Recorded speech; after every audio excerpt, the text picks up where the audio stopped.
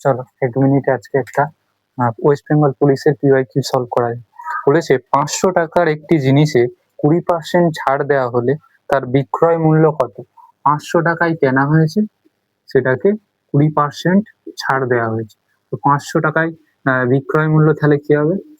বিক্রয় মূল্য সমান ক্রয় মূল্য ধার্য মূল্য, মানে যেটা দাম ফেলা রয়েছে ধার্য মূল্য বিয়োগ ছাড়। এখানে কিন্তু শতকরা ছাড় নয়, শুধু ছাড়। তো এখানে ধার্য মূল্য কত?